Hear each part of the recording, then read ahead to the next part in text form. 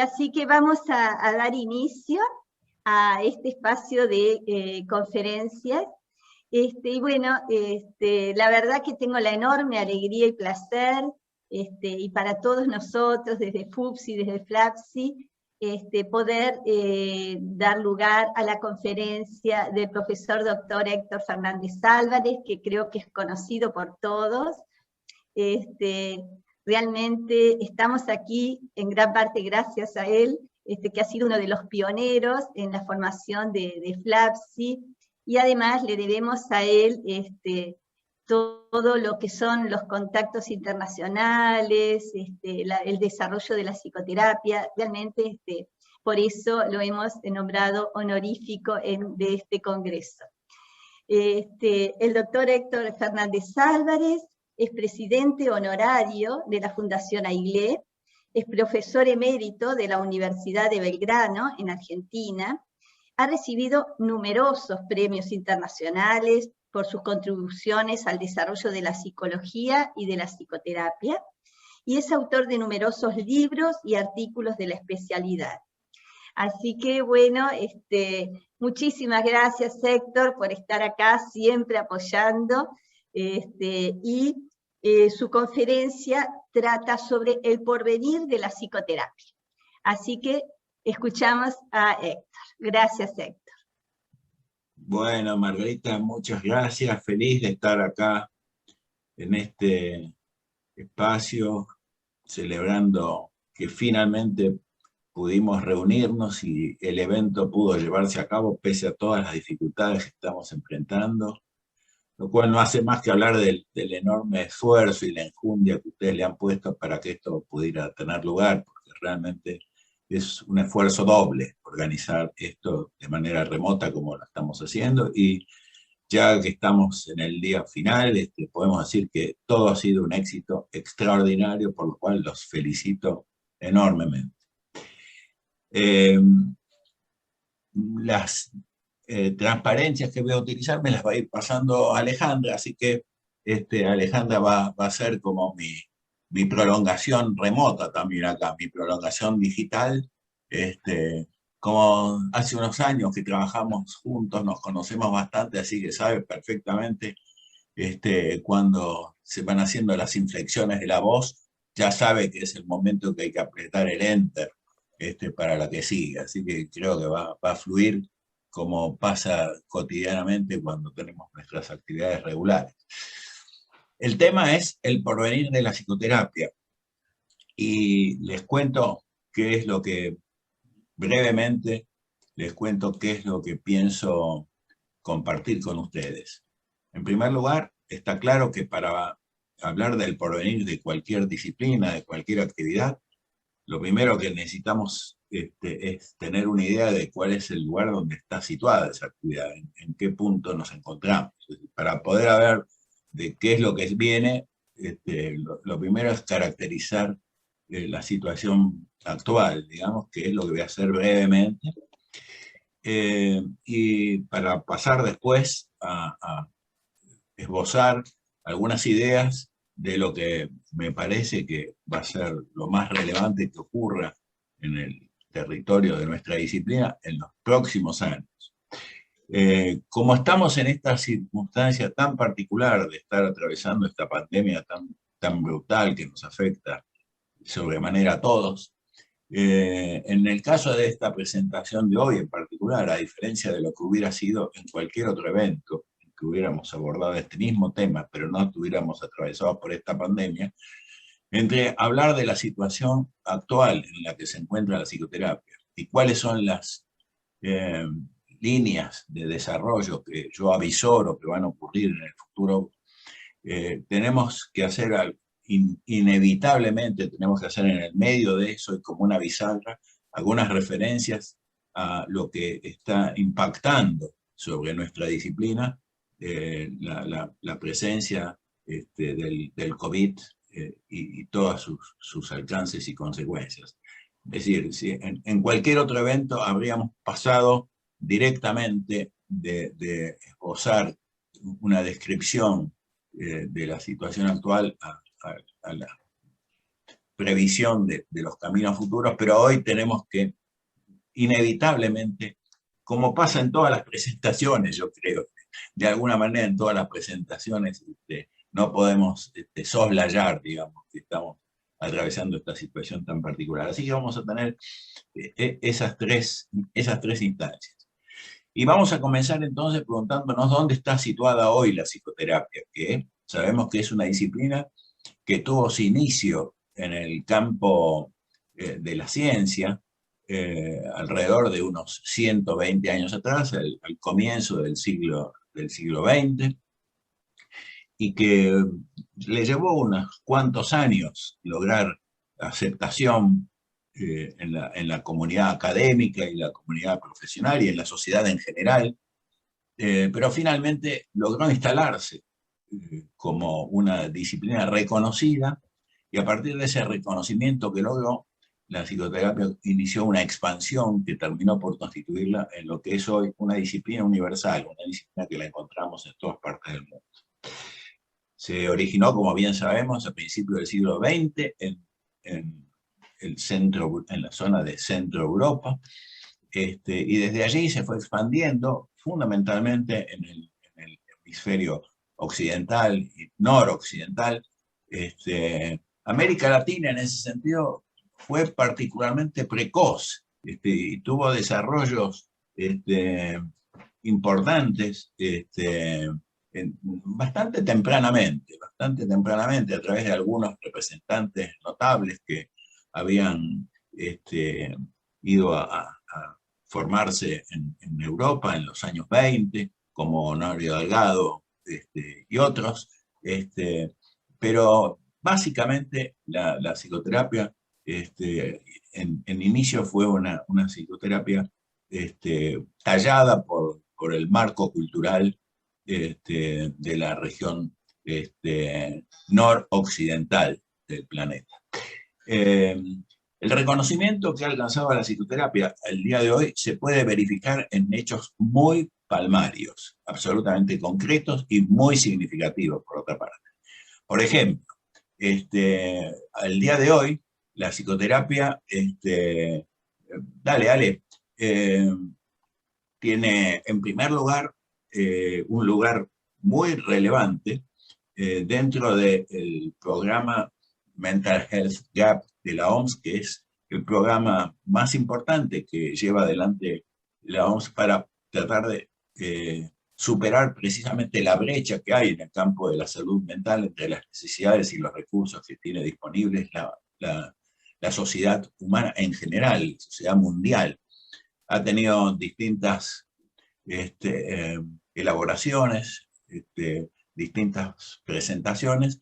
La que hoy en día está manejando en acción la OMS es la última aparecida en el año 2016, y dentro de esa presentación del programa Mental Health Gap, la psicoterapia y los tratamientos psicológicos de avanzada, como denomina la OMS, a las prácticas psicoterapéuticas más útiles para ayudar a mejorar la condición de la salud mental en el mundo, ocupa un lugar preponderante, fundamental, directamente vinculado con otra cuestión, que es que la OMS releva significativamente el lugar particularmente crítico que está ocupando la depresión en el mundo, como la condición de enfermedad preponderante desde el punto de vista de la carga global masiva que tiene respecto de todos los demás trastornos que enfrenta la humanidad. Otro ejemplo de un enorme reconocimiento, y tal vez desde el punto de vista operativo, un ejemplo que creo que es de alguna manera algo que ilumina ya lo que vamos a hablar luego respecto del porvenir de la psicoterapia. La psicoterapia es el cuerpo central del programa de Improvement Assessment for Psychotherapy, por Psychological Therapies, mejorando el acceso a los tratamientos psicológicos, que se puso en marcha en Gran Bretaña en el 2008. Creo que este es el programa, al día de hoy, a mi modo de ver, más notable, de mayor alcance, es de alguna manera el modelo que yo creo que van a seguir las distintas sociedades en alguna medida, no que lo vayamos a replicar, a reproducir exactamente, pero es la verdad que una guía particularmente importante en nuestra disciplina. Ha tenido un desarrollo importante en estos poquitos más de 10 años que se ha llevado a cabo. La psicoterapia es el nudo central para tratar de brindar ayuda no solo a que las personas mejoren la salud mental en general, y en particular la salud mental asociada con las perturbaciones emocionales o trastornos mentales comunes, es decir, la depresión y la ansiedad, que son la nota distintiva fundamental que tiene los problemas de las tasas de prevalencia de los trastornos mentales en este momento, sino la manera en que ayuda este programa a mejorar la respuesta de las personas frente a los trastornos físicos, ya que el IAPT se aplica en todo el sistema de salud británico en general y particularmente hace foco en los centros de asistencia hospitalaria generales, de modo tal de ayudar a las personas a través del recurso de la psicoterapia a poder tener mejores modos de afrontamiento para la enfermedad y la salud en general. El programa que está en este momento en acción se puso en marcha en el periodo 2019-2020, es un periodo quinquenal, como pueden apreciar ustedes, y ahora vamos a desplegar después algunas características que tiene que son realmente notables. Y el tercer ejemplo del reconocimiento así mundial que tiene la psicoterapia hoy en día es que justito antes de que empezara la pandemia, en el año 2019, la OMS puso en marcha otro programa espectacular, cuyo promotor, líder es Pink Wipers de la Universidad Libre de Ámsterdam, que es un programa denominado Iniciativa para brindar ayuda a los estudiantes secundarios, a los estudiantes de nivel medio en salud mental en el mundo. Adelante, Ale, ejemplificamos algunas de las notas fundamentales del IAPT. El IAPT se propone fundamentalmente proveer terapia a las personas que lo requieren en el sistema de salud, como dijimos, es un programa absolutamente nacional, todas las personas en el país están en condiciones de acceder a ello, no es que todas estén accediendo, sino que el programa está pensado para ello, y no solo el programa tiene en cuenta brindar los servicios de asistencia, sino monitorear el curso de los tratamientos de modo tal de poder ir teniendo medidas lo más precisas posibles acerca del grado de eficiencia de lo que estamos haciendo. Y por último, supervisar de modo tal de poder tener una evaluación general del programa. Como les dije, el IAPT empezó en el año 2008 y cuando se puso en marcha este plan quinquenal que dijimos que se inició en el año 2019, el IAPT había llegado a cubrir en el territorio británico asistencia a 1 millón de personas. Y el plan 2019-2024 tiene un propósito muy ambicioso, que es duplicar la cantidad de gente que recibiría esta asistencia. Fíjense, están pensando que en el año 2024 2 millones de personas en el país van a estar recibiendo este sistema, lo cual, insisto, no solo tiene una importancia enorme para mejorar la salud mental, sino para incidir en brindar recursos para afrontar la salud en general. Y como parte de ello, una de las cosas que se propone el IAPT en este nuevo periodo es ayudar a que las personas que reciben el tratamiento para mejorar las perturbaciones emocionales, la depresión y la ansiedad, al mismo tiempo ayudar a esas personas a que puedan sostener mejor sus condiciones laborales, ya que el trabajo es el trabajo, o la falta de trabajo, mejor dicho, es una de las condiciones fundamentales que hemos sistemáticamente verificado en estos últimos años, que correlaciona altísimamente con las tasas, con el incremento de las tasas de prevalencia de la depresión. Quiere decir que cuidar el trabajo es tan importante como brindar estrategias terapéuticas para mejorar el estado de ánimo, si lo que queremos es hacer que las personas puedan mejorar sus estados depresivos y los trastornos emocionales en general. Con respecto a la iniciativa para los estudiantes, es un plan, la verdad que fantástico, muy bonito y muy ambicioso, que se propone evaluar la magnitud y la naturaleza de los problemas emocionales en la Edad Media. Precisamente, como ustedes ya con esto se están dando cuenta, la OMS está apuntando a poner los servicios de las prácticas psicoterapéuticas al servicio de acciones de prevención, digamos, ¿no es cierto? Es decir, la OMS está muy preocupada de cómo hacer para prevenir, digamos, que las tasas de prevalencia no sigan progresando. Y para facilitar llegar a una población lo más extensa posible, el programa está pensado para desarrollar intervenciones a través de Internet. Fíjense cómo esto ya muestra la presencia de las comunicaciones remotas introducidas como tecnologías nuevas que nuestras prácticas psicoterapéuticas van a tener que relevar fundamentalmente, por lo menos en los programas masivos de asistencia. Y estas intervenciones van a estar dirigidas tanto a la prevención como al tratamiento. Por supuesto, el fin de la iniciativa es ayudar a diseminar las intervenciones basadas en la evidencia, porque lo que necesitamos, así como en el IAPT, también necesitamos monitorear el curso de los tratamientos, necesitamos saber si efectivamente somos eficientes.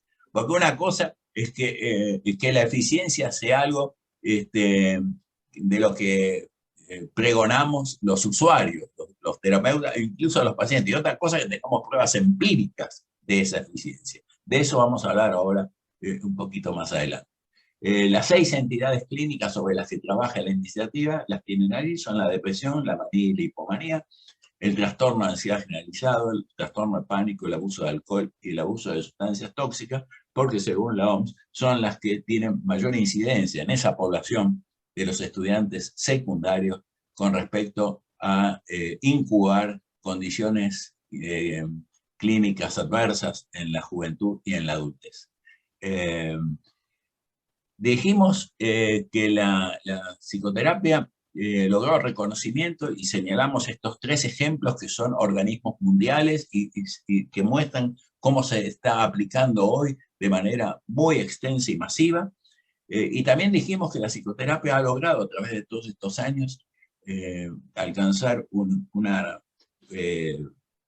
despliegue universal. En todo el mundo encontramos la psicoterapia. Y efectivamente, si nos ponemos a hacer un recorrido por el mapa de nuestro planeta, hoy en día ya no es más una disciplina que tiene lugar solo en el campo de las sociedades occidentales y noroccidentales. Hoy en día, donde quieran ustedes vayamos, vamos a encontrar la psicoterapia y la vamos a encontrar en un entrecruzamiento entre lo que fueron los modelos originales de estas sociedades centrales a las formas autóctonas, folclóricas, si ustedes quieren decir, que se dan en distintos lugares. Yo simplemente para ilustrar una cosa de curiosidad, tomé como ejemplo algo que en la siguiente lámina vamos a ver representado, que son formas de expresión que tiene la psicoterapia en un país africano. Tomé en particular el caso de Nigeria. Tomé el caso de Nigeria fundamentalmente, entre otras cosas, porque hay varias publicaciones que muestran cómo se desarrolla la psicoterapia actualmente en un país como ese, y además a esto se puede acceder a través de una de las publicaciones más relevantes que hay de la psicoterapia en ese continente, que es el International Journal for Psychotherapy in Africa, cuyo editor es alguien con quien hemos estado en el World Council of Psychotherapy interactuando, es un amigo del World Council, que es el profesor Madhu. Entonces, bueno, un poquito en homenaje a él, al homenaje al World Council, y por tomar un ejemplo, tomé y como pueden ver, en una publicación del año 2017, Awaritefe, que es una de las psicoterapeutas más reconocidos en el continente, describe cómo es la psicoterapia en su país, bueno, no sé si él es originariamente nigeriano, pero cómo es en Nigeria, y muestra lo que ustedes tienen ahí, que es, hay una combinación de técnicas tradicionales, como la terapia cognitivo-conductual, la terapia cognitiva racional emotiva, la terapia psicodinámica y otras, con terapias que tienen su origen en formas de curación autóctonas, como la terapia Meseron, que se asemeja mucho en algún sentido a la terapia cognitivo-conductual, pero no es lo mismo. Esto es interesante porque quiere decir que se pueden nutrir recíprocamente. La terapia cognitivo-conductual puede alimentar mucho a estas terapias autóctonas, modelando formas de intervención que sean más útiles, y también puede servir a la inversa, como dice Aubaritef en ese trabajo. Y otra forma es la terapia de restauración armónica, que es una forma muy, muy imbuida de principios de espiritualidad muy básicos de la cultura autóctona de ese país, y que cuando uno ve el plan de cómo funciona, la descripción del modelo, se da cuenta que tiene muchos puntos en común con la terapia humanística, con la terapia de origen fenomenológico. Y una vez más, podemos pensar que hay ahí un terreno muy fértil para hacer un entrecruzamiento. Permanentemente uno va viendo cómo este cruce se da y cómo las terapias clásicas, llamémoslas así, las terapias tradicionales, se desarrollan en ese país, pero siempre interceptadas con las terapias autóctonas, digamos, ¿cierto? Tomé un ejemplo de una publicación ya más reciente, hecha el año pasado, acerca de distintos artículos que aparecen en el journal, en el primer número del volumen quinto, y ejemplos de artículos es psicoterapia inspirada en la terapia centrada en la persona rogeriana, psicoterapia inspirada en la terapia de aceptación y compromiso de Hayes. O sea, como ustedes pueden ver, toda la psicoterapia está en ese país. Toda la psicoterapia. Y lo mismo ocurriría si en lugar de haber tomado un país africano, hubiéramos tomado un país asiático. Si en vez de estar viendo Nigeria, estuviéramos viendo Vietnam, sería una cosa muy parecida. Es decir, la psicoterapia tiene reconocimiento, es universal. ¿Cómo logró esta expansión tan grande a lo largo de 120 años? Poneme la siguiente, dale. El siglo XX, a través del cual se desarrolló esta expansión, como cualquier época, tiene sus características, tiene notas distintivas que a la distancia uno lo puede reconocer, así como uno puede decir que el siglo XV fue el siglo del Renacimiento, ¿no es cierto? Y entonces ocurrieron una cantidad de fenómenos en ese momento, o en la época moderna del siglo XVIII y del siglo XIX cimentó el desarrollo de las ciencias positivas. El siglo XX tiene una serie de características, sin ninguna duda. Una de ellas, que me parece fundamental, es que el siglo XX es un siglo que le dio muchísima preeminencia al desarrollo del saber vinculado con la subjetividad. Ha puesto mucho énfasis en estudiar los fenómenos de lo subjetivo, y por lo tanto el individuo tuvo una preeminencia importante en el desarrollo del saber. Por eso es que a lo largo de, así como en el siglo XVIII y XIX se desarrollaron las ciencias exactas positivas, en el siglo XX lo que sobresalió fundamentalmente fue el desarrollo de las ciencias humanas. Y dentro de las ciencias humanas, sin ninguna duda, la que tuvo preeminencia fue la psicología, fue la que más éxito logró, fue la que más presencia alcanzó en la sociedad contemporánea. Por eso Elena Béjar dice que el siglo XX va a ser recordado como un siglo en el que se alimentó la cultura del yo. Esto fue algo que favoreció mucho a que la psicoterapia, que se había iniciado a principios del siglo XX, pudiera expandirse tanto, porque fue algo del interés central de la cultura de ese siglo. Pero a lo largo del siglo XX, otra cosa muy importante que ocurrió es que hubo una extraordinaria explosión demográfica. Y esta extraordinaria explosión demográfica estuvo muy vinculada con el tema de la extensión de la expectativa de vida, lo cual ha ido generando que una porción muy significativa, crecientemente significativa de población,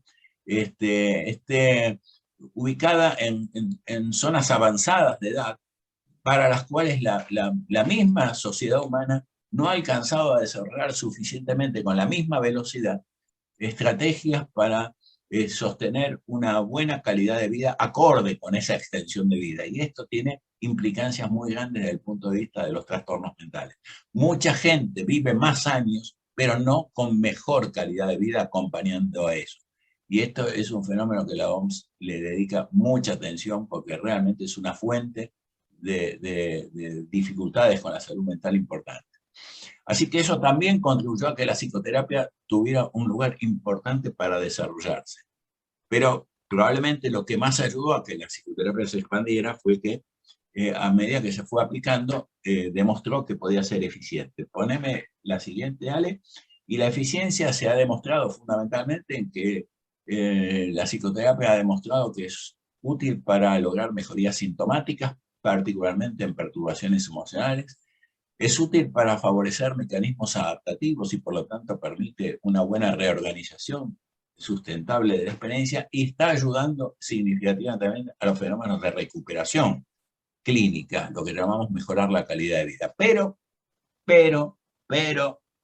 mis queridos amigos y colegas de FLAPSI, de World Council, de la psicoterapia en el mundo, la psicoterapia tiene muchas limitaciones todavía hoy. Muchas limitaciones. Muchos estudios empíricos, serios y muy consistentes, hablan de que todavía hoy la psicoterapia tiene un porcentaje muy elevado de tratamientos inertes, dice Lampropoulos en un trabajo en la Journal of Clinical Psychology, que los tratamientos inertes pueden llegar a ser casi el 50%. Quiere decir, tratamientos que pueden producir ciertos beneficios, pero no mejorías sostenidas y que eviten las recaídas y recurrencias, que es uno de los problemas que nos encontramos. Un porcentaje muy elevado de abandonos tempranos, en algunas condiciones clínicas elevadísimos, como por ejemplo en el caso de la situación donde los pacientes presentan trastornos de la conducta alimentaria, y un porcentaje muy grande de recaídas y recurrencias. Además, últimamente, los psicoterapeutas, como signo de la madurez que hemos alcanzado, reconocemos y aceptamos que la práctica de la psicoterapia también tiene efectos negativos y perjudiciales. En el mundo, al día de hoy, es un hecho consensual en todos los centros académicos sostener que la cantidad, el porcentaje de personas que reciben psicoterapia para las cuales la práctica de la psicoterapia tiene efectos negativos y perjudiciales, fluctúa entre un 5 y un 10%. Y en algunos estudios, como este trabajo de Linden en el World Psychiatry, que es la publicación oficial de la Asociación Mundial de Psiquiatría, dice que puede llegar hasta un 20%. Un 20%. Muy bien. Frente a todo esto, la psicoterapia, hoy podríamos saber cuál es el porvenir de la psicoterapia. Es decir, cómo hacer para que lo que está en la zona superior de esta diapositiva, la eficiencia se incremente y poder encontrar soluciones a todos esos problemas que tenemos en la zona inferior, que son muchos, no son poquitos, son muchos los problemas con los que nos encontramos. Bien, si no estuviéramos hablando del COVID, estaríamos sin ninguna duda hablando ahora de cómo pensamos que la psicoterapia tiene que hacer para enfrentar esto. Pero tenemos el COVID mediante. Entonces, pasame, Ale, nos vamos a encontrar cuáles son las dificultades a las cuales se encuentra la psicoterapia. Tiene amenazas externas, básicamente una fuerte incidencia de prácticas pseudocientíficas y por otro lado, un desarrollo abrumador de las indicaciones psicofarmacoterapéuticas. Pero tiene también debilidades internas, que están dadas por utilizar un sistema de diagnóstico y clasificación inconsistente, tener una débil articulación con la ciencia básica en la que se sostiene, que es la psicología, abordajes enfocados en síntomas fundamentalmente, lo cual es una dependencia del pensamiento psiquiátrico, la brecha entre la clínica y la investigación y una fragmentación teórica y de objetivos. Todo esto esto, cómo defenderse de esas amenazas externas y cómo desarrollar estrategias para superar esas debilidades internas, es lo que voy a explicar en unos poquitos minutos. Pero antes déjenme que haga una parada en la incidencia del COVID.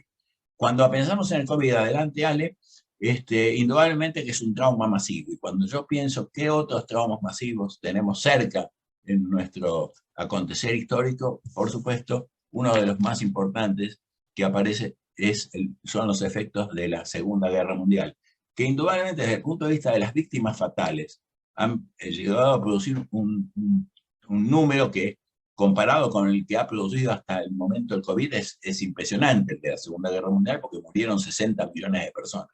De todas maneras, no sé si tuvo la universalidad que tiene una pandemia como la que estamos viviendo. Lo cierto es que en el caso de la Segunda Guerra Mundial pasaron varias cosas. Primero hubo un estallido de víctimas, ya les dije el número de muertos, ni hablar la cantidad de personas que tuvieron secuelas, centenares de millones de personas. Todo esto ayudó en el caso de la psicoterapia que surgieran nuevos procedimientos para dar respuesta a tanta cantidad que estaba afectada. Y básicamente es alrededor de la implementación de nuevas respuestas psicoterapéuticas para las personas que estaban afectadas con problemas mentales como consecuencia de los efectos de los daños que había producido la Segunda Guerra Mundial, surgieron fundamentalmente los procedimientos de terapia breve y de terapia grupal. Pero lo más importante que ocurrió en ese momento, y que está muy bien documentado en muchos textos, por ejemplo en el de Michael Thompson, The Psychological Body, en ese momento la psicoterapia abandonó el campo de la medicina como su ciencia de base y se trasladó al campo de la psicología. Esta transformación disciplinar va a marcar muchísimo lo que va a pasar con la psicoterapia de ahí en adelante, y entre otras cosas va a ayudar mucho a su expansión.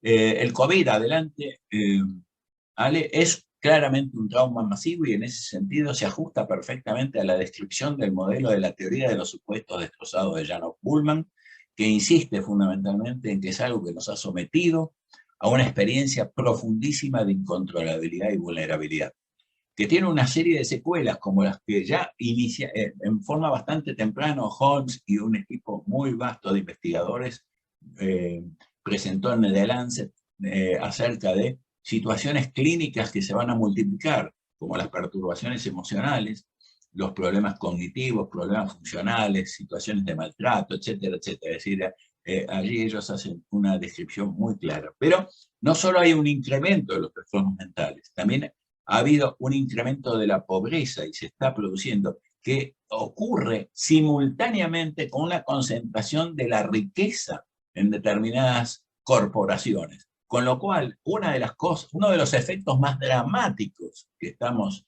avisorando es que se multiplique significativamente el grado de inequidad en el mundo. Y esto, desde el punto de vista de la salud mental, es muy mala noticia para todos nosotros.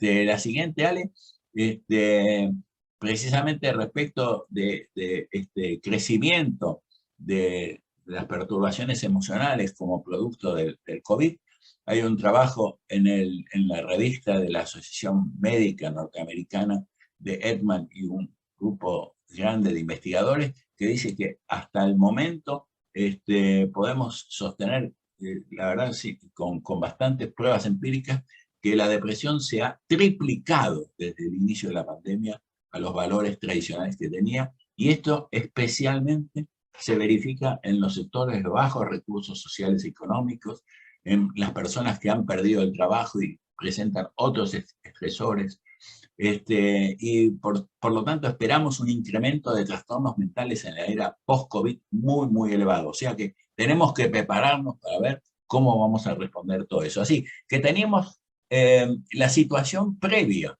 de cuál era el estado en que se encontraba la psicoterapia frente a ciertas amenazas que están básicamente concentradas en las pseudociencias y en el avance desmedido de la psicofarmacoterapia, por un lado, y las debilidades internas. Teníamos eso más todo lo que el COVID ahora nos plantea. Por lo tanto, seguramente ahora lo que vamos a encontrar es que como resultado de todo esto que hemos estado viviendo, no solo vamos a a cosechar aspectos difíciles y una carga mayor de problemas y de perturbaciones, sino que también vamos a cosechar, como pasó con la Segunda Guerra Mundial, una serie de cambios que van a renovar y a mejorar nuestro instrumento.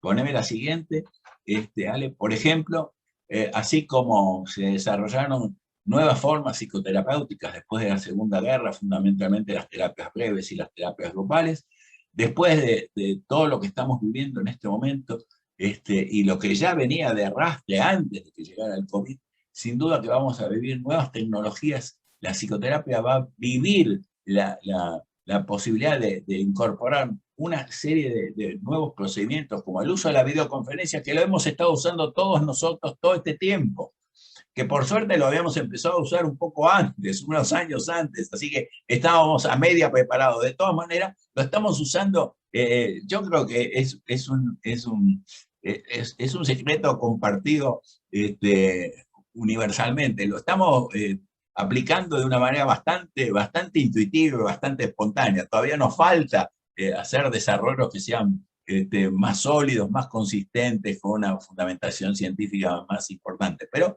estamos utilizando esto, lo mismo que seguramente vamos a ver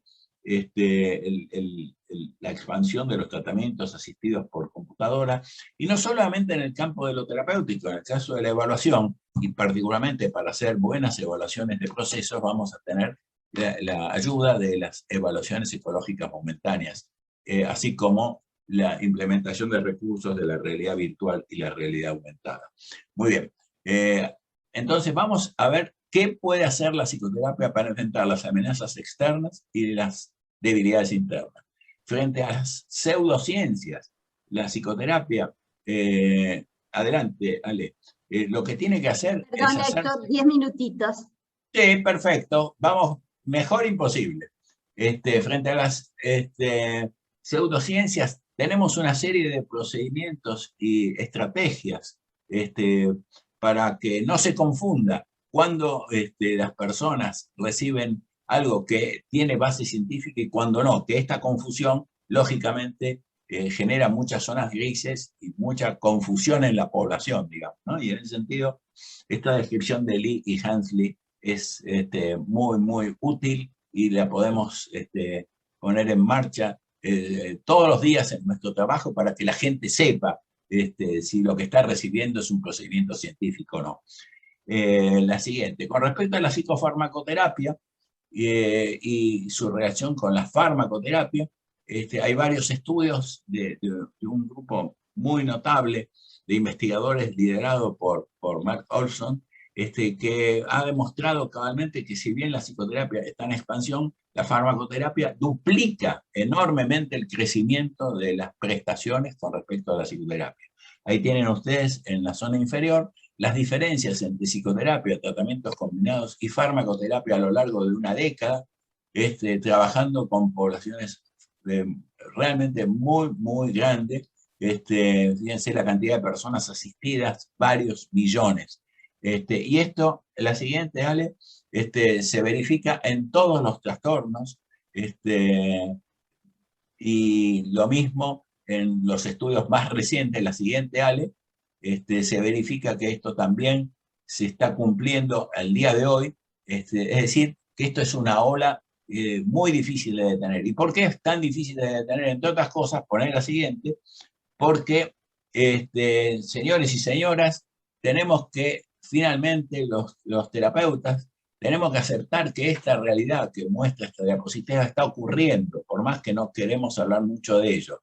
Y es que en ciertos lugares, particularmente en los Estados Unidos, ya está en marcha hace unos cuantos años una promoción muy activa para que los psicólogos puedan prescribir medicamentos. El primer ensayo se hizo en el año 1999 en un destacamento militar en la isla de Guam.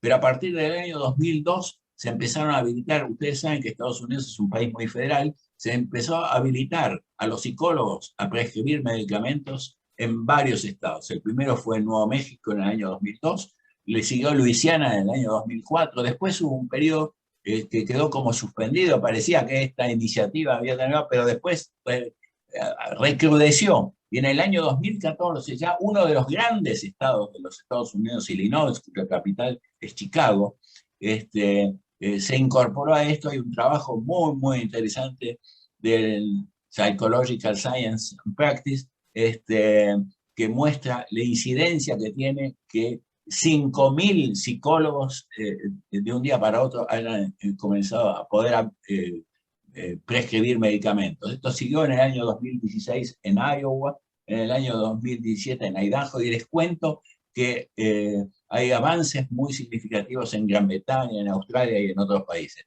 Esto nosotros tenemos que darle mucha importancia, porque esto significa desplazar aquella migración disciplinar en una dirección que realmente va a conspirar significativamente contra la disciplina. Adelante, vamos a las debilidades internas entonces. Nuestros últimos 5 minutos para decir que no solo tenemos que defendernos de esas amenazas externas, sino que tenemos que hacer cosas para que las debilidades que nuestro propio procedimiento, nuestra propia disciplina pueda superarse.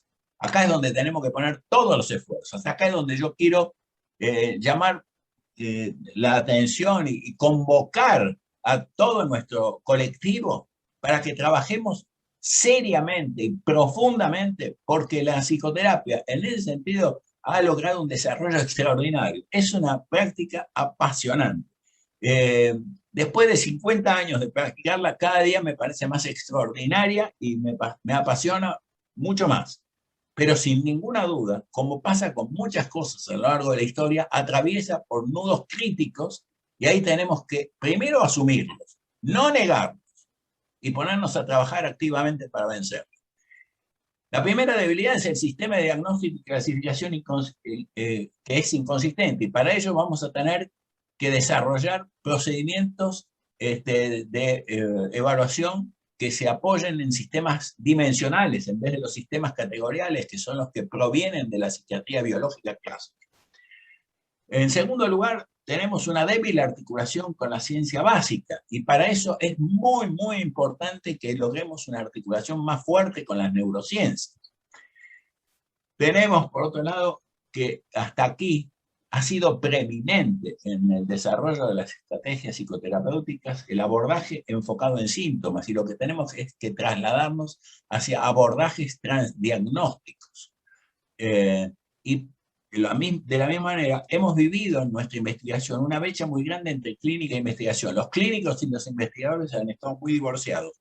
Tenemos que darle lugar a esta corriente de investigación nueva que es el POR, la investigación basada en la práctica. Y el último punto es que tenemos una fragmentación teórica y de objetivos muy grande. Entonces se habla de centenares de psicoterapias y todo el tiempo aparecen modelos, han ido apareciendo modelos y nos ufanamos de que tenemos centenares de modelos. Eso no es bueno, porque una ciencia para ser sólida y una ciencia aplicada para ser sólida tiene que estar paradigmatizada, tiene que tratar de tener un consenso. Las variantes de aplicación es lo de menos. Después de que cada uno lo quiera hacer a su manera, es una historia, pero la ciencia tiene que tener un punto de convergencia.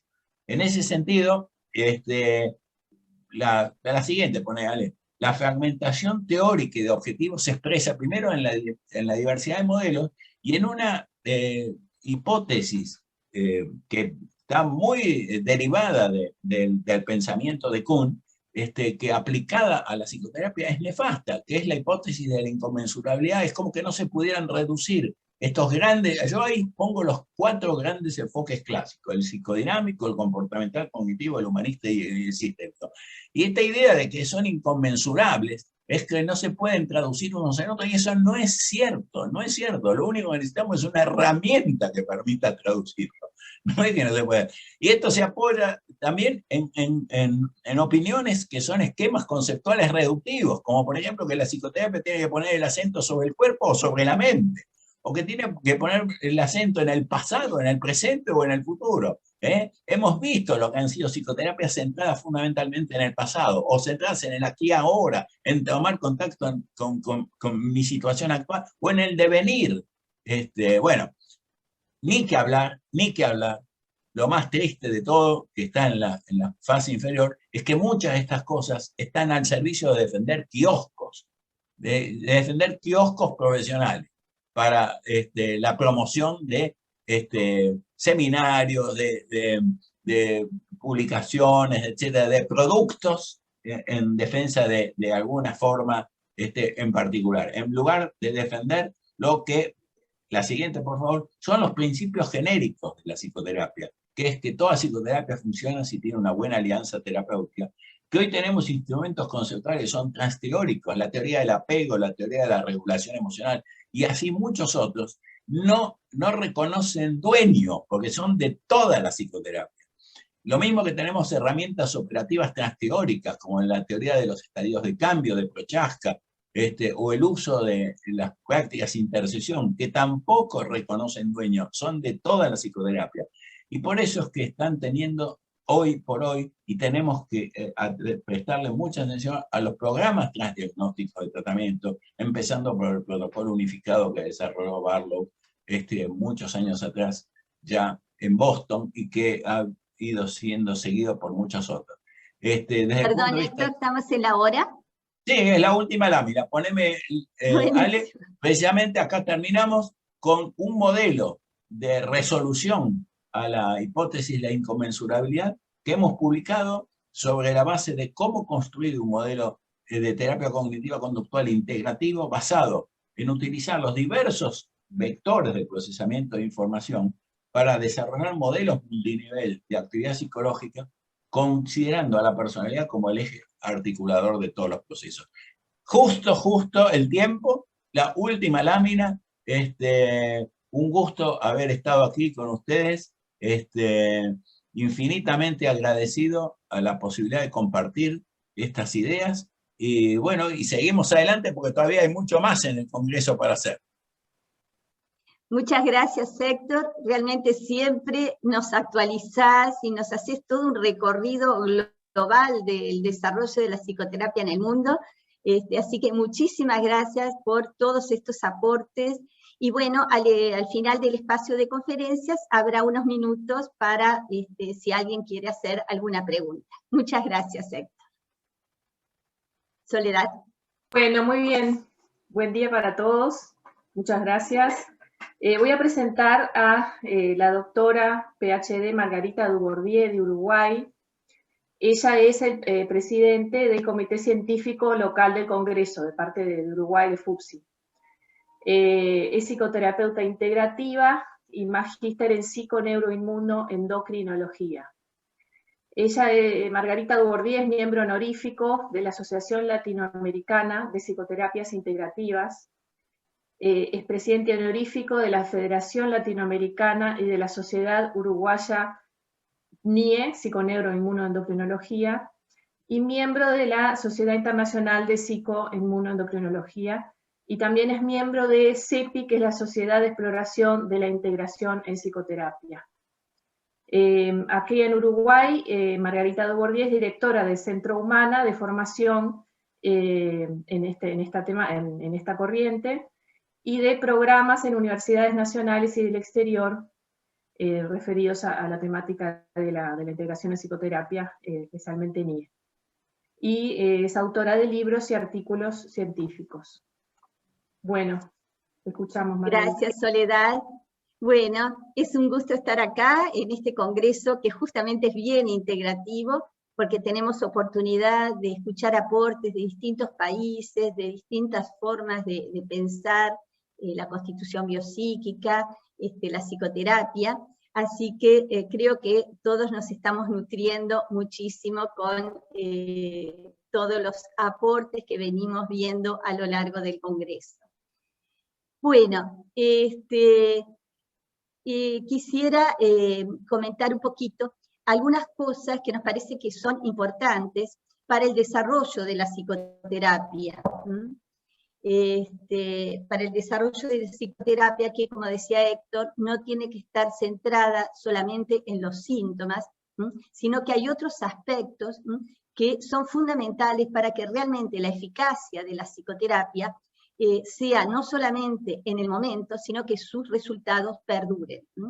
y por eso integramos aportes, no solamente de distintos modelos de la psicoterapia, sino también de otras disciplinas, de las neurociencias, de la psiconeuroinmunoendocrinología, de la sociología, de la antropología, de la filosofía oriental y otros, siempre que sean congruentes con este paradigma que tenemos, que de ver al ser humano como una unidad psique, soma, entorno. No se trata solamente de una relación de sistemas neuroinmunoendocrinos, sino que ellos funcionan bajo el influjo de estímulos internos y externos. Esto rompe con las falsas dicotomías de enfermedades psíquicas, enfermedades orgánicas, hasta el propio DSM, el manual diagnóstico, plantea que es un anacronismo hablar de enfermedades mentales u orgánicas, porque todo lo psíquico es orgánico y lo orgánico es psíquico. Lo que pasa es que a veces el lenguaje nos limita para dar cuenta cuando los síntomas se manifiestan predominantemente en un área. Pero nunca tenemos que olvidar que las otras áreas están involucradas, porque si no diagnosticamos y tratamos aspectos devenientes de otras áreas, de otras dimensiones de la persona, esos factores no diagnosticados y tratados pueden revertir los resultados que tengamos abordando solamente un área. Y otro de los otro de los aspectos que forma parte de este paradigma integrativo en psicoterapia es la plasticidad y el no determinismo. Sabemos, y está comprobado científicamente, que es posible habilitar cambios. Por eso desarrollamos farmacología, psicoterapia y otras estrategias, porque se ha comprobado que no estamos determinados ni por los genes, eso da cuenta la epigenética que hemos tenido en este congreso, una maravillosa ponencia de Gioconda Medrano sobre epigenética, pero tampoco estamos determinados por las experiencias de infancia. Ellas nos condicionan, pero no nos determinan. Y es importante, cuando tenemos un nuevo paradigma, también que ello se refleje en cambios, en cómo esto se lleva a la práctica. No podemos seguir llevando adelante una práctica reduccionista, pero también se tiene que reflejar este cambio de paradigma en un cambio en el lenguaje. No podemos seguir usando un lenguaje determinista, sino justamente que dé cuenta de esta plasticidad. Y también tenemos que modificar el lenguaje cuando hablamos de determinados pacientes. No podemos seguir hablando de paciente depresivo, paciente esquizofrénico, paciente diabético, sino con esquizofrenia, con depresión, con diabetes. La persona trasciende su enfermedad y creo que nuestro lenguaje tiene que empezar a dar cuenta de estas modificaciones de paradigma. Y también forma parte de este nuevo paradigma el que nuestro centro tiene que estar no solamente en modificar lo disfuncional, aquellos factores de estrés o disfuncionales que identificamos, que forman parte del motivo de consulta, sino que también tiene que ser a dos riendas, potenciar los recursos personales, sociales, y esto vamos a ver cómo la biología también da cuenta de esto, de cómo también el potenciar recursos incide en la disminución de los factores de los factores biológicos disfuncionales. Y entonces vamos a tener un abordaje identificando estresores, factores disfuncionales, pero también la forma en cómo la persona afronta la realidad y los problemas, su personalidad y su afrontamiento. Es así que desde este paradigma integrativo, desde la psiconeuroinmunología, en la clínica, en psicoterapia, vamos a buscar abordar factores desde muchas dimensiones, pero también, como decía recién Héctor, no solamente centrados en el pasado, sino también en el presente y en las expectativas. Hay una convergencia temporal del pasado, del presente y de las expectativas. Y eso también está avalado por la epigenética, donde vemos cómo las experiencias pueden modificar la expresión de los genes. No hay un determinismo y eso es base de la plasticidad.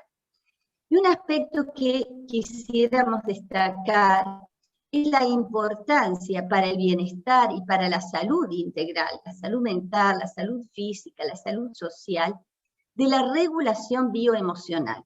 Creo que tenemos que enfocarnos muchísimo en esto que es cómo lograr reforzar el sistema biopsicosocioadaptativo versus el sistema de alerta, que activa sobre todo el sistema simpático, o el sistema hipoactivo, que justamente está dando cuenta a través de, del sistema nervioso polivagal dorsal.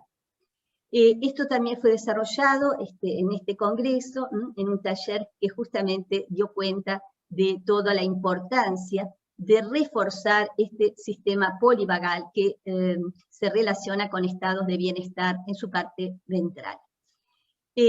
Toda esta activación que tenemos del sistema neurovegetativo, del sistema simpático, de sistemas de alerta, no solamente es biológica, sino que cuando estamos en este estado de activación, eso se refleja en el estado anímico de las personas, con mayor estado de ansiedad, que puede haber una continua ansiedad de depresión o de ira, y también en nuestros vínculos interpersonales. Nuestro funcionamiento es diferente cuando estamos en este estado de activación simpática incrementada, a cuando estamos en un estado de activación del parasimpático. Estos son todos los aportes de la teoría polivagal. Y es importante saber que esta activación simpática se produce muchas veces por el impacto de estímulos internos y externos, no solamente por problemas vinculares, laborales, sino también por estímulos internos que pueden estar dados por nuestros pensamientos, por nuestras creencias, y también por facilitaciones de circuitos, por experiencias tempranas. Y estos ejes de activación, que son los ejes del estrés, se dan por insatisfacción de necesidades. La insatisfacción de necesidades es por demasía, por carencia o por inadecuación, y en cualquiera de las dimensiones de la persona, biológica, cognitiva, emocional, socioecológica o espiritual. Y bueno, no vamos a ver aquí, pero bueno, hay una rama simpática a través de la liberación de noradrenalina y adrenalina desde la médula de la glándula adrenal, pero también hay una rama que no la vemos, pero sí ocurre, que es una rama hormonal desde el eje hipotálamo hipófiso adrenal, con liberación de corticotropina, de hormona corticotrófica y de cortisol desde la corteza adrenal. Pero además, esta cascada neuroquímica del estrés, hay un micrófono prendido me parece, esta cascada neuroquímica del estrés afecta el eje tiroideo, el eje gonadal, el nivel de glucosa en sangre, las conductas basales y otros sistemas. Perdón, hay un micrófono activado. Si alguien lo puede pagar. Me parece, Silvia, capaz. Ahí está. Bueno, este sistema, esta cascada neuroquímica del estrés, justamente es la base de lo que la psiconeuroinmunología plantea de cómo se relacionan las emociones con el sistema endocrino, con el sistema inmune y con todos estos otros sistemas. Y cuando hay un abuso de activación de estos sistemas, se le llama un abuso de los sistemas de alostasis, sistemas que se ponen en funcionamiento para recuperar la homeodinamia ante distintos estímulos internos o externos. Y si hay un abuso de estos sistemas durante días, meses o años, eso lleva a lo que se llama una carga alostática, una fase de agotamiento, que justamente, de acuerdo a esta teoría polivagal, se correlaciona con el estado de activación dorsal del vago, que ya lleva a una situación de parálisis, de agotamiento, como, según la teoría de Hansel, una situación de carga alostática, como lo plantean Steele Ayer en la Universidad Rockefeller y de Pensilvania. Y es importante saber que estos estímulos internos también pueden estar dados por memorias bioemocionales, por memorias bioemocionales que se han gestado a través de lo que llamamos redes hebbianas. Cuando dos neuronas se activan juntas, establecen un lazo de conexión, una asociación. Entonces, cuando a través de las experiencias tempranas un niño aprende a ver a otro ser humano y a sentir temor, ansiedad, porque sus cuidadores, en lugar de cuidarlo, justamente lo exponen a situaciones adversas, quedan esas redes asociadas en la manera de ver al mundo, de verse a sí mismo, de ver a los demás. Son redes hebbianas que, si se han repetido reiteradamente esos estímulos, forman lo que llamamos memorias a largo plazo. Esto fue planteado por Donald Hebb, también por Poronowski en Polonia, y también es importante destacar que frente a estas memorias bioemocionales existe la posibilidad de habilitar otros circuitos, de habilitar otras formas de respuestas biológicas, emocionales y sociales. Y esto fue dado cuenta por todos quienes desarrollaron el concepto de plasticidad y demostraron que eso es posible. Entre ellos, Rita Levi-Montalcini, que justamente habló de la importancia y demostró la importancia de los factores neurotróficos, que son inhibidores de las hormonas del estrés, inhibidores del CRH, igual que la elevación del tono basal de serotonina. Por eso decimos que la estrategia es a dos riendas: debilitar estos circuitos adversos, estas memorias bioemocionales que muchas veces se siguen reforzando en la actualidad, pero también habilitar otras formas de funcionamiento y otros circuitos y seguirlos reforzando, porque un aprendizaje se da a través de la repetición. Cada persona es una configuración única, por eso en psicoterapia, si bien tenemos guías a nivel de protocolo, de determinadas estrategias que dan resultados para determinados tipos de patologías o de alteraciones, también tenemos que hacer una evaluación que es individual, porque cada persona es una configuración única. El cerebro es dinámico y genes y ambiente van interactuando a través de la historia de cada persona, van facilitando esa expresión fenotípica. Entonces, es importante ver cómo esa historia fue marcando modificaciones en los aprendizajes adaptativos al entorno, cómo se han ido sumando neuronas, conexiones, arborificaciones dendríticas, engrosamientos dendríticos, modificaciones en la síntesis de proteínas, de enzimas, y esto ya desde la vida prenatal, o sea que nuestra evaluación diagnóstica se inicia teniendo en cuenta hasta esa vida prenatal y todos los inputs filogenéticos y hereditarios, porque inclusive en esa vida prenatal, por ejemplo, el estrés materno, puede liberar cortisol que atraviesa en un 10% esa barrera de protección del feto, hay una enzima protectora, y generar un fenotipo vulnerable, CRH, y ese niño ya nacer más ansioso, etc. Quiere decir que desde el inicio de nuestra vida estamos vinculados con un entorno. Hasta en la vida intrauterina estamos vinculados no solamente con la madre, sino con el entorno que rodea a esa mamá que hace que nos libere nutrientes o sustancias más adversas, como en ese momento puede ser el cortisol en exceso. Entonces, tenemos que ver en la evaluación diagnóstica todo lo que son estos engramas, esa huella inicial, esa teoría del trazo de memorias por experiencias tempranas que generan esas facilitaciones psicofísicas. Y esas memorias muchas veces no son accesibles a través de la conciencia, porque hasta eso de los 2-3 años no están mielinizadas las vías que van del sistema límbico a la corteza, pero sí existen, y sí se hacen presentes en el presente. Estas memorias son memorias implícitas, memorias bioemocionales, que facilitan respuestas muchas veces sin que medie la conciencia. Pero se puede acceder a ellas a través de una técnica que tenemos y que utilizamos, que es la biopsicografía, en donde uno puede ir reconstruyendo esa historia para ver cómo esa historia está presente en el presente. No es para quedarnos en el pasado, sino que en unas 2-3 sesiones tenemos herramientas, una ficha de biopsicografía que nos permite ir reconstruyendo y ver cómo muchas veces esas memorias bioemocionales tienen una actualidad en nuestra forma de responder biológica, psicológicamente y socialmente.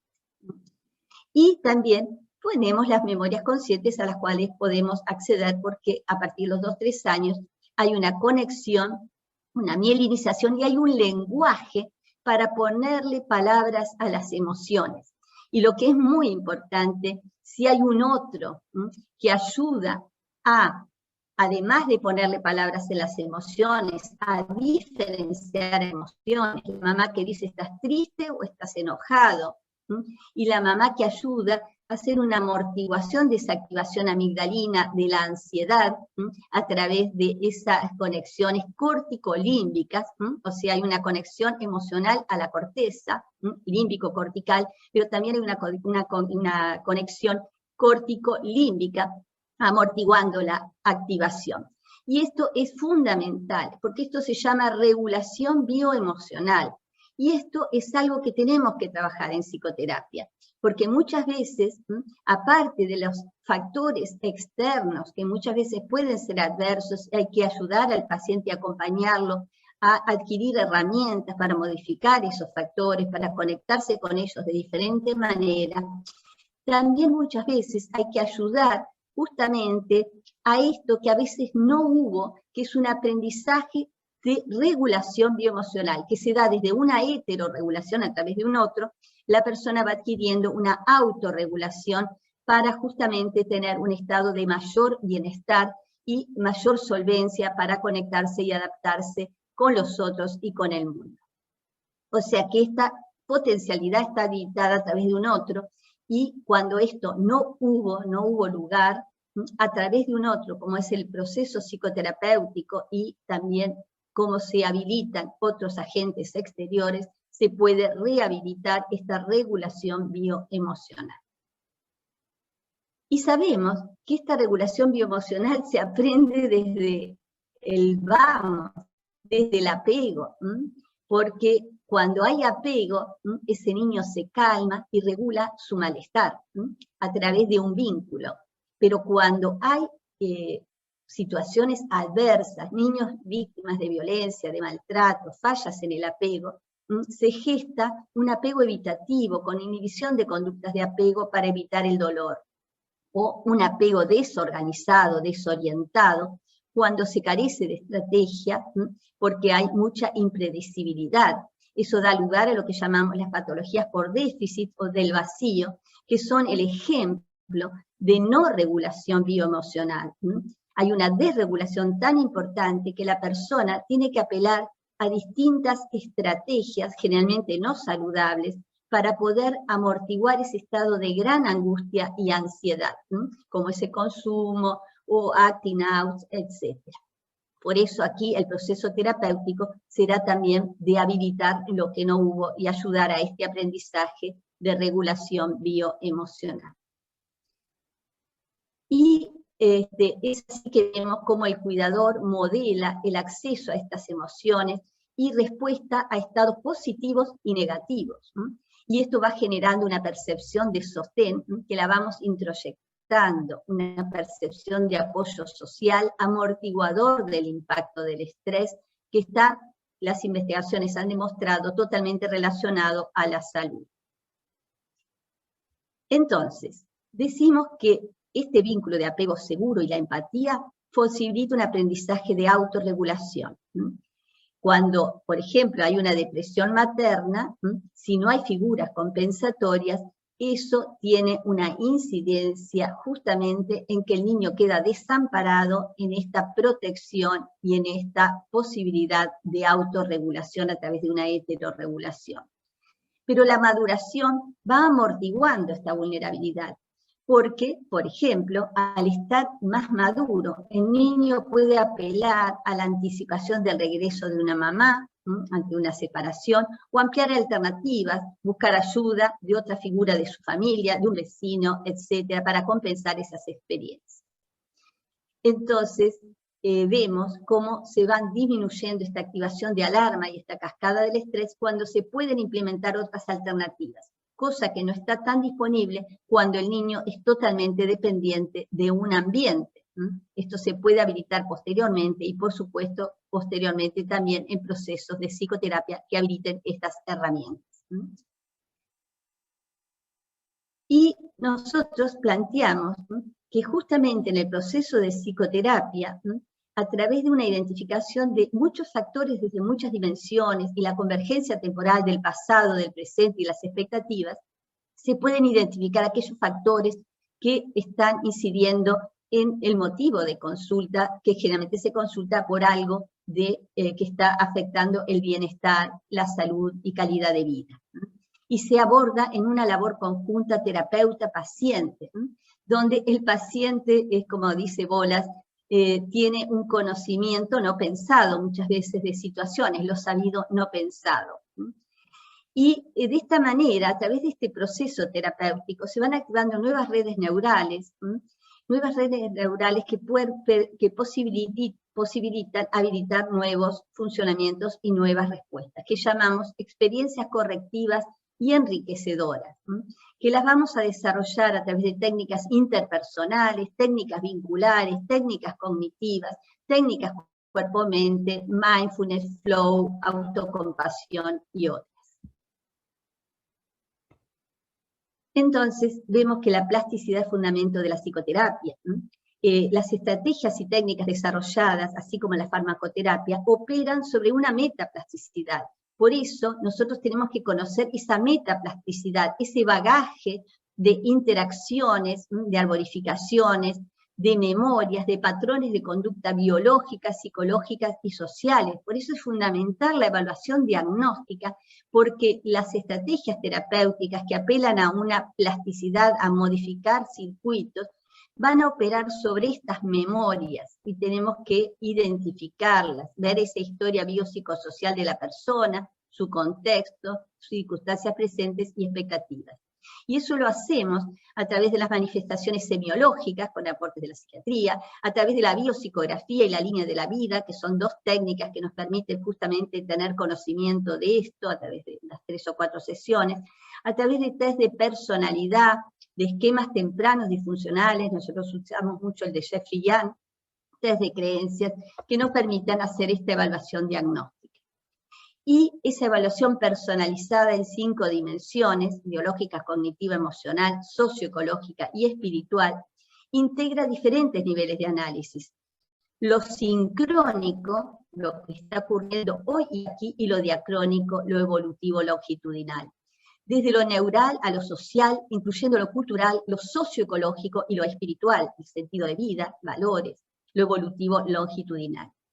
Y en esto tenemos aportes de la neurociencia social, que justamente se ha demostrado cómo el funcionamiento cerebral influye en los procesos sociales y a la inversa, cómo procesos neurales, hormonales e inmunológicos influyen en los comportamientos, así como los procesos psicoemocionales sociales, y también lo espiritual, el sentido de vida que tiene todas las otras dimensiones.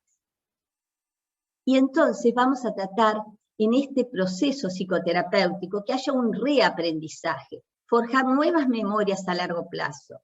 Tiene que haber una repetición, tiene que haber una continuidad de la habilitación de estos nuevos circuitos. Por eso son estrategias focales y estrategias procesuales, tratando de forjar habilidades interpersonales y sociales y teniendo en cuenta las variables del contexto para generar nuevos patrones de comportamiento biológico, psicológico y social. Esta es una ficha de evaluación que hacemos.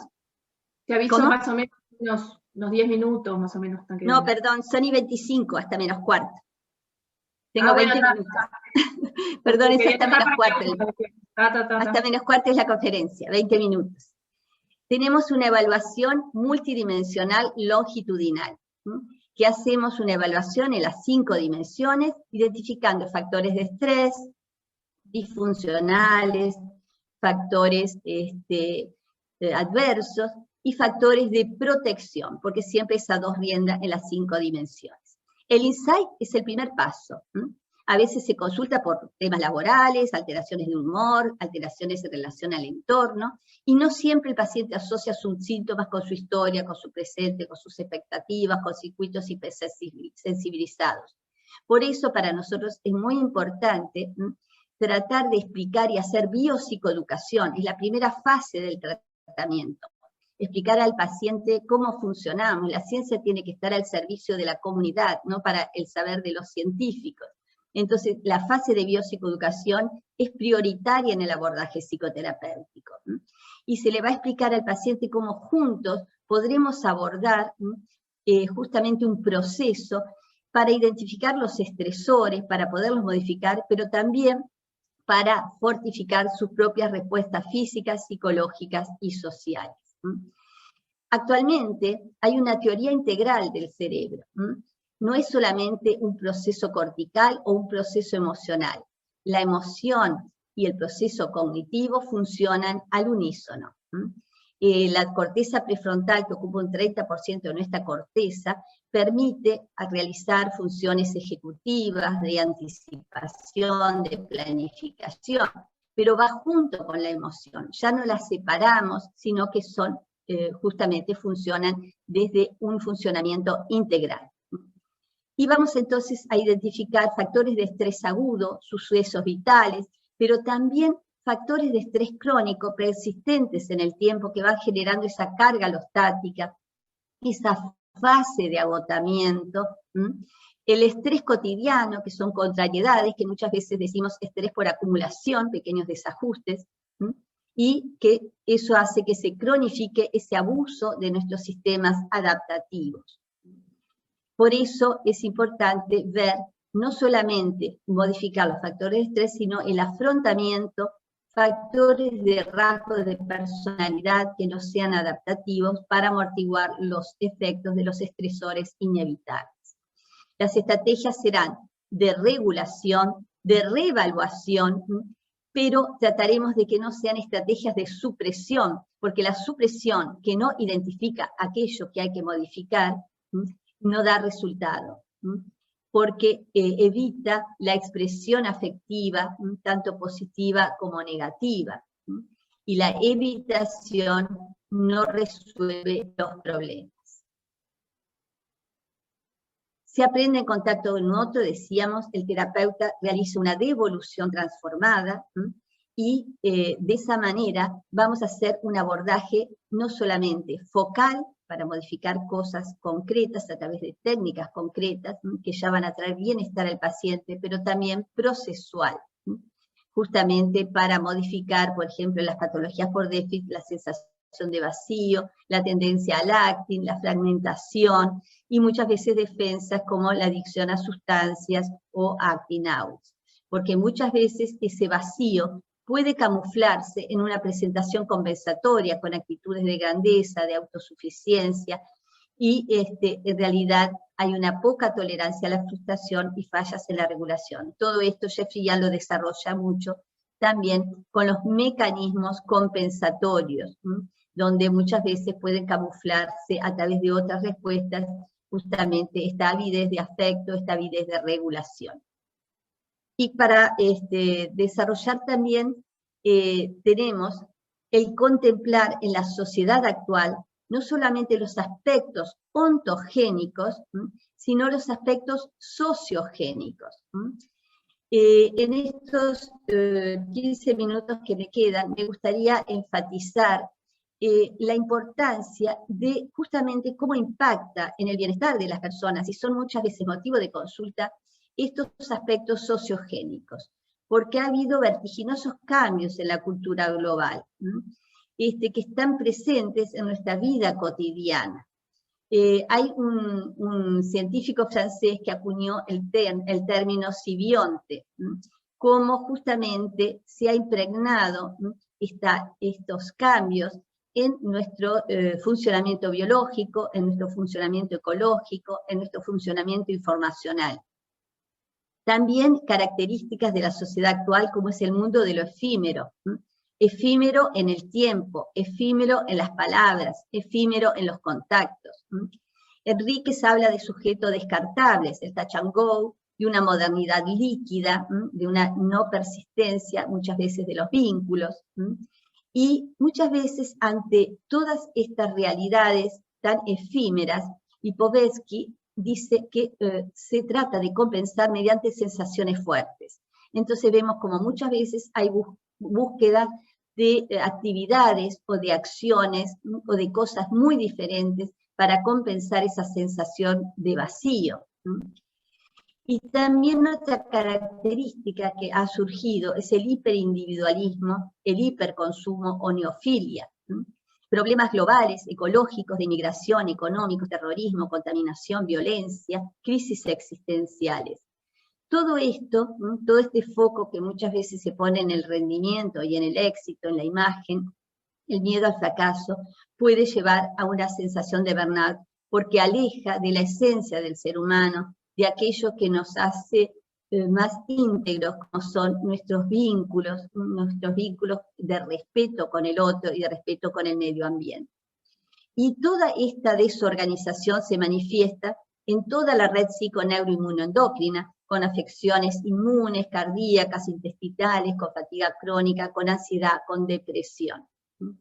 Por eso, estos efectos que se manifiestan en alteraciones del sueño, de la alimentación, en sedentarismo, en ausencia de relajación, estas alteraciones que se manifiestan en lo cognitivo, con pensamientos y creencias desorganizadoras, o en lo emocional, con estados de ansiedad, angustia, con afectación de las relaciones interpersonales, o también en lo socioecológico, quedando expuesto a un estrés ambiental, con poco contacto con la naturaleza, con descuido del hábitat.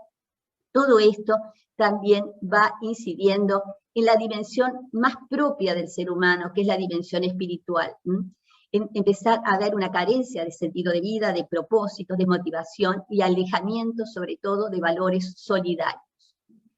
Esto se le llama multifrenia, saturación social, es la colonización del yo, en multiplicidad de roles, en una sensación abrumadora de tener que restringir tantos estímulos que restringen nuestra libertad, un caos de necesidades que rivalizan entre sí, un torbellino de exigencias, una sensación de insuficiencia y una brecha entre lo que abarcamos y lo que creemos que deberíamos abarcar. A esto se le llama hiperrealidad, una realidad que se nos impone con imperativos inmediatos, con necesidad de frenar cantidades y urgidos en vigilar las fronteras. Así lo plantea Kenneth Gergen, un sociólogo que habla de un psiquismo centrifugado. Y la investigación sugiere 3 sistemas para regular todas estas emociones, todo este estado bioemocional. Un sistema que hay que tener en cuenta, que es el de amenaza y autoprotección para protegernos. Es fundamental para nosotros sentirnos protegidos. Un sistema que apela al impulso y al entusiasmo. Tiene que haber un estrés positivo, algo que nos motive, que nos lleve a buscar recursos. Y otro sistema que es relajante y de seguridad social, que se activa cuando nos sentimos en paz. Estos 3 sistemas ayudan a regular las emociones. Y por eso se han desarrollado tanto en los últimos tiempos todo lo que tiene que ver con la psicología positiva, todo lo que tiene que ver con experiencias autotélicas, experiencias que tienen un fin en sí mismo, sumergirnos en lo que estamos viviendo, lo que estamos haciendo. Esto fue desarrollado por Mihaly Csikszentmihalyi en Flow, en Fluir, por Martin Seligman en la psicología positiva, por Brian Joseph Berrow en Saboreo, y hay muchos autores que apelan a esta conciencia plena y a propiciar factores de protección y de bienestar. Experiencias óptimas que tienen que ser desarrolladas ya desde el ambiente educacional y familiar, en donde haya claridad y no ambigüedad, donde haya implicancia en el hacer y en el sentir, que se ayude a poner en palabras las emociones de los niños, en elección con variedad de posibilidades, en un compromiso sin presión, en un desafío y oportunidades, en un conocimiento de reglas sin discusión continua. Todo esto hace que sea un contexto familiar autotélico que favorezca la felicidad y buenos vínculos. Y esto fue desarrollado a través también de distintos estudios, se vio el vínculo entre la felicidad y todos estos factores familiares. Y bueno, en estos últimos 8 minutos que nos quedan, quisiera plantear cómo entonces la psicoterapia tiene que ser una terapia contextual, una psicoterapia que esté centrada no solamente en el individuo, sino también en su contexto, en donde hay aportes también que hacen como la teoría de aceptación y compromiso, mindfulness, experiencias autotélicas, compasión, autocompasión, todo eso que aporta justamente también al desarrollo de bienestar y que hay que incorporarlos junto a la identificación y modificación de factores de estrés. Hay muchas técnicas interpersonales, nosotros acá hemos desplegado unas 25 técnicas interpersonales que ya parten hasta desde la primera entrevista, la técnica de indagación, como ahí ya empiezan a modificarse nuestras redes asociativas neurales, cuando buscamos un dato, cuando identificamos, cuando experimentamos una emoción, en esa propia estrategia de indagación. El paciente ya va modificando su estado. Técnicas de sintonización, de implicación, de validación, de reparentalización limitada, de confrontación empática, normalización, retroflexión. Bueno, hay muchas técnicas que nos ayudan al abordaje, técnicas cognitivas, técnicas vinculares, hacemos entrevistas de pareja con un integrante de la familia, un padre y un hijo, y técnicas de armonización cuerpo-mente. Toda esta estrategia nos ayuda a generar nuevos estados más saludables, más funcionales. Y queremos citar para terminar unas frases de Araujo que han sido adaptadas, que dice: ante la disociación y desincronía hay que favorecer una búsqueda de un nuevo espacio-tiempo sereno. Ante solo lo digital, encuentros cuerpo a cuerpo, cara a cara, piel a piel, una vez superada la pandemia. Ante la escenografía, reconocer la importancia de respetar las intimidades. Ante lo vertiginoso y la urgencia, la pausa, la espera, la calma y la reflexión. Ante el narcisismo exacerbado, el amor y la compasión. Ante la competencia e individualismo, la solidaridad, el equipo, la comunidad. Ante la invasión exterior, recuperar el mundo interior. Ante el aislamiento, el encuentro con un otro. Ante el instante y el vacío, la trascendencia, los ideales, los valores. Contribuir a aliviar el sufrimiento y construir un mundo mejor. La estrategia terapéutica tendrá 3 fases: la fase de biopsicoeducación, la fase de evaluación diagnóstica multidimensional en todas estas dimensiones, y la fase de tratamiento per se. La idea es reforzar redes neurales, ampliarlas, engrosarlas en aquellos circuitos que sean neurotróficos, positivos, adaptativos y saludables, y debilitar y eliminar aquellos circuitos o memorias que han sido quizás las únicas estrategias en un momento que se pudieron implementar, pero que hoy ya son iatrogénicas. Para debilitarlas tiene que haber un proceso, técnicas focales y técnicas procesuales, y también un proceso para reforzar nuevas conexiones y funcionales. Entonces terminamos diciendo que tenemos que transitar desde un enfoque compartimentado a una visión de red, desde un enfoque individual a un enfoque sistémico, desde un enfoque centrado en lo patógeno a potenciar recursos de salud. Y ahora terminé 5 minutos antes para poder dar lugar a preguntas, ya sea sobre la conferencia de Héctor, como sobre lo que acabo de exponer.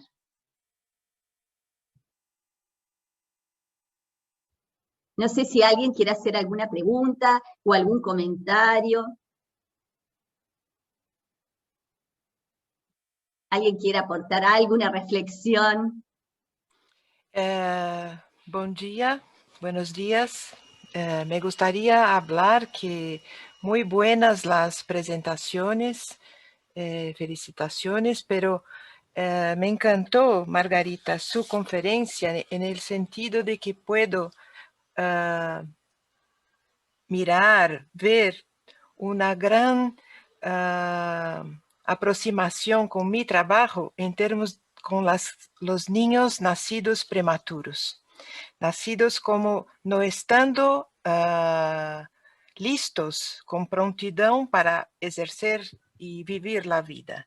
Y muchos de ellos nacen y tienen muchas repercusiones, y una de ellas son las hemorragia cerebral, de grau 1, 2, 3 o 4, y que muchas veces, cuando tú deciste, cuando el apego seguro y todo eso, me encantaría oír un poquito más, qué piensa, como si tiene alguna experiencia en eso. Y bueno, es impresionante porque la tecnología hace que niños que nacen con 500 gramos 25, 26 semanas de vida, de gestação, pueden ocurrir todo eso. Y el vínculo con la madre también. Entonces me gustaría oír un poquito. Gracias. Felicitaciones. Bueno, nosotros desarrollamos un trabajo desde la psicoterapia integrativa en el Hospital de Niños, en distintas áreas, en área de oncología infantil, asma, diabetes, obesidad, y trabajamos también en la clínica particular con niños y también con la maternidad. Y lo que hoy se sabe es más difícil investigar. Hay un autor, un investigador, que ha investigado desde la psiconeuroendocrinología, que es Nemerov, mucho lo que son las memorias tempranas intrauterinas. Es difícil investigar todo eso, pero algunas cosas se saben, como lo que yo planteaba, que sabemos que hay memorias que no son conscientes, porque obviamente no están maduras las vías que van desde la amígdala, desde el sistema límbico a la corteza. Esas vías no están mielinizadas, tampoco hay lenguaje para ponerle palabras a las emociones, pero eso no quiere decir que no haya memorias y que no haya impactos.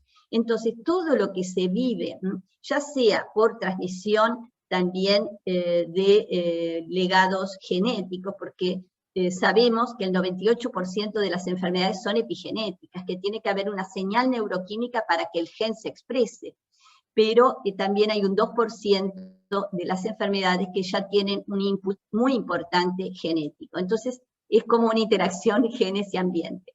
A nivel epigenético, que son variables sobre las cuales nosotros podemos incidir, sabemos que el bienestar materno incide en alteraciones intrauterinas o no alteraciones intrauterinas, porque, como decíamos, hay una enzima que protege al feto, y que cuando hay un exceso de cortisol materno, hay un 10% de este cortisol que atraviesa esa barrera de protección, y genera una facilitación de expresión del gen del CRH, de la hormona liberadora de corticotrofina, que eso tiene un impacto en todos los sistemas. Y también hay que ver en ese momento qué etapa del neurodesarrollo, qué etapa del desarrollo del feto está ocurriendo, porque eso va a afectar también lo que en ese momento se esté desarrollando.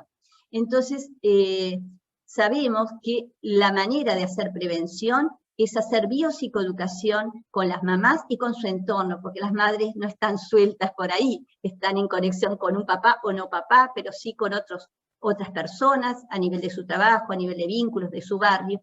Entonces, tratar de tender redes de apoyo a esa mamá, porque las sustancias que ella libere van a incidir en la gestación de un nuevo ser y en la salud de ese nuevo ser que se está desarrollando.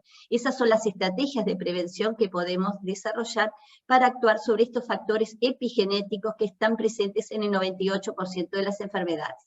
Y hay otro 2% que, bueno, son legados genéticos que no tenemos tanta acción. Pero sí vamos a tener acción en que sus manifestaciones puedan ser más exacerbadas o más incrementadas o disminuidas a través de las acciones de rehabilitación y de trabajo con la persona y con su entorno. ¿Alguna otra pregunta que quieran? Tenemos unos minutos más. Si alguien quiere hacer un comentario, una pregunta. ¿Hay algo? A ver si hay algo en el chat.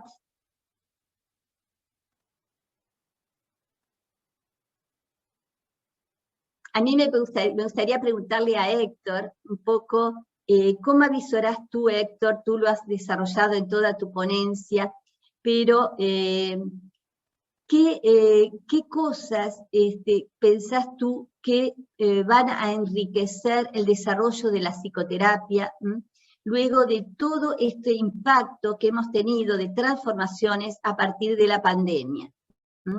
Yo creo que hay cosas que han sido negativas, pero también creo que hemos tenido muchos aprendizajes en este momento. Y creo que también ha habido que hacer innovaciones y apelar al desarrollo de muchas estrategias a nivel de la psicoterapia y algunas quizás sean beneficiosas. No sé, tú qué pensás respecto al porvenir de la psicoterapia, también marcado por la huella que hemos atravesado en estos casi año y medio que llevamos.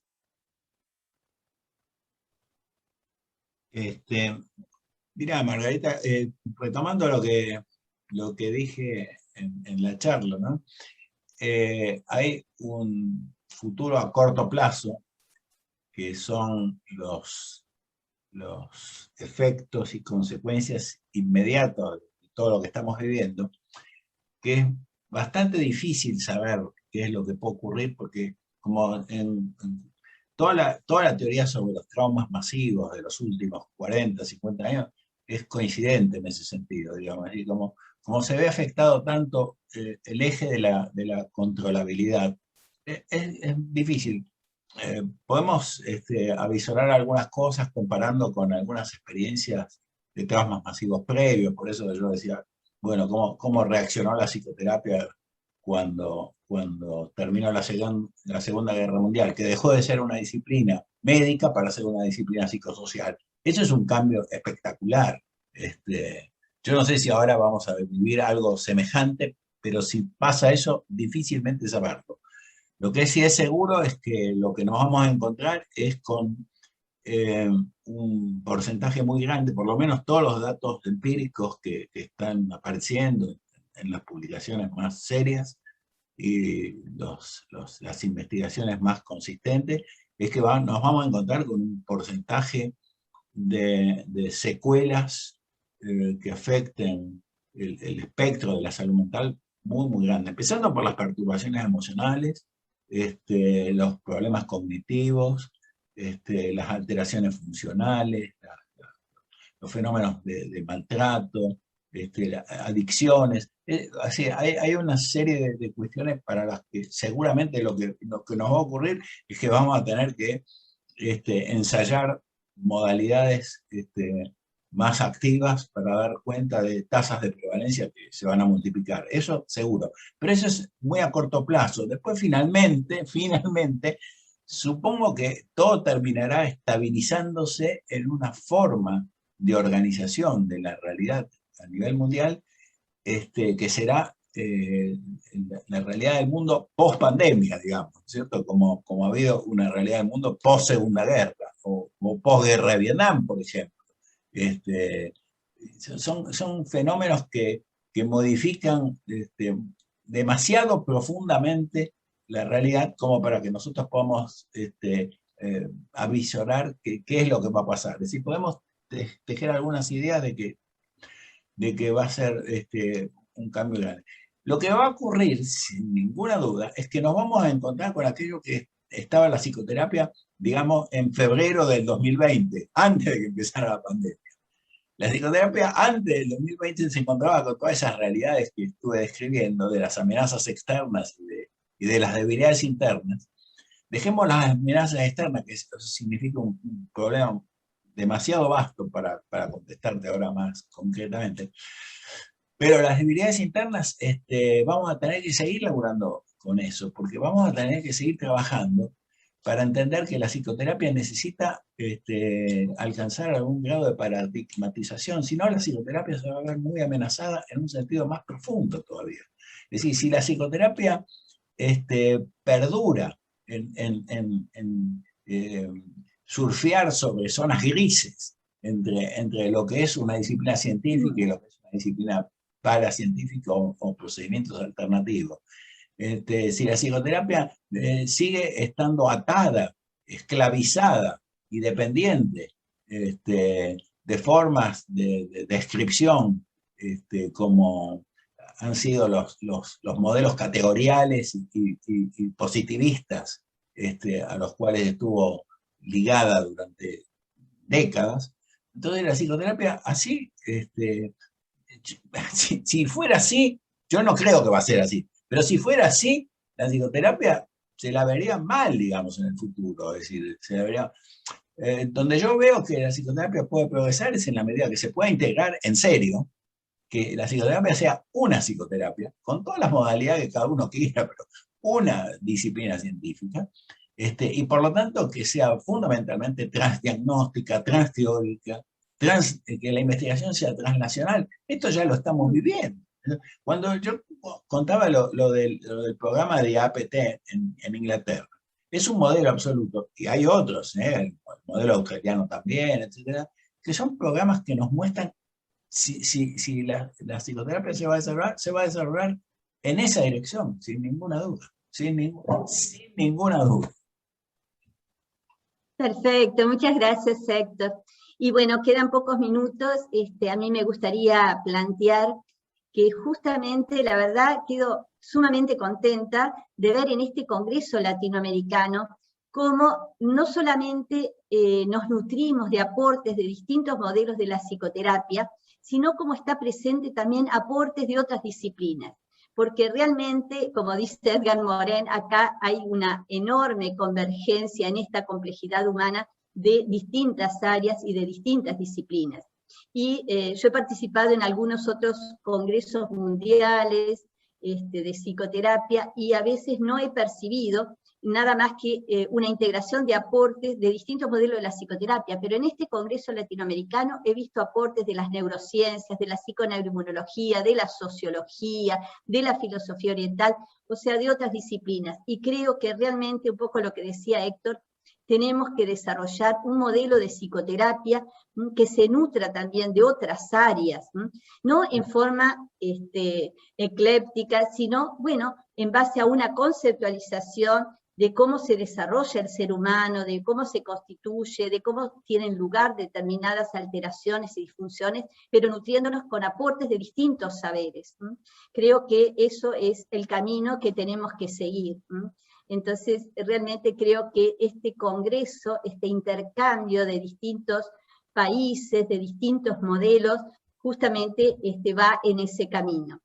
Así que bueno, ya estamos en la hora, así que les agradezco muchísimo a todos su participación, el estar presentes, y un aplauso para todos. Muchas gracias.